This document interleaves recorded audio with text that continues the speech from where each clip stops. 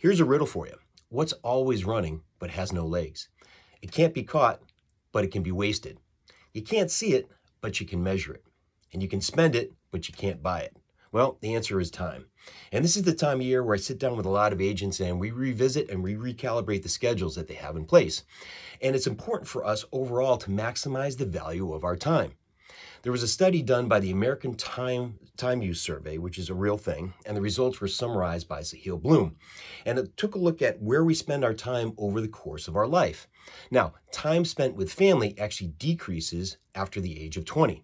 Time spent with friends usually peaks around the age of 18. And that's because we have a whole bunch of friends there. And then afterwards, we have fewer friends, but the quality of the friends improves. Time spent with our partners increases until the point at which we die. And children, your own children, that time with them peaks around the age of 30, but a lot of that depends on when you had kids in the first place. And lastly, time spent with coworkers, or in our case, clients, usually maximized between the ages of 20 to 60. So it's important that we enjoy what we do as a career. And this gives us a really good visual on where to direct our priorities because our priorities drive our schedule. Whatever we're saying yes to is important, and we're saying no to a lot of other things. I usually group everything into two buckets. There's the professional side, which is our career, and then the personal side. And there's no such thing as balance. You don't have a perfect 50-50 ratio between the two. It's more of a scale or a ratio depending on what's going on. And we can always shift and tweak depending on what's happening with our life and also with our business.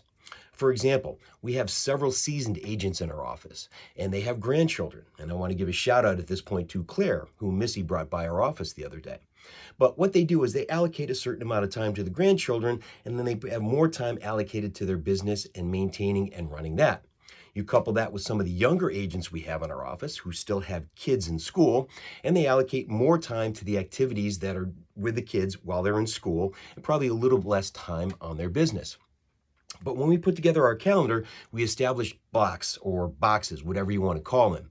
And these boxes or boxes have boundaries. We want to set those boundaries, not have any overlap between the two. And we also want to focus on one thing. There's no such thing as multitasking. Can we just get rid of that? It's not a skill, it's a detriment. And most importantly, be present in whatever it is that you're doing. Every once in a while, take a step back, audit and review what's going on. Revisit the principles that you use to establish that calendar, and then adjust accordingly, especially and most especially when things are out of control. That's the best time to do it because everything in our calendar, like I said, is based on priorities, and those priorities change as our life changes. And remember, when you're taking a look at the overall life, incorporate that time for the personal side because nobody on their deathbed ever said that they wish they put more work into their schedule.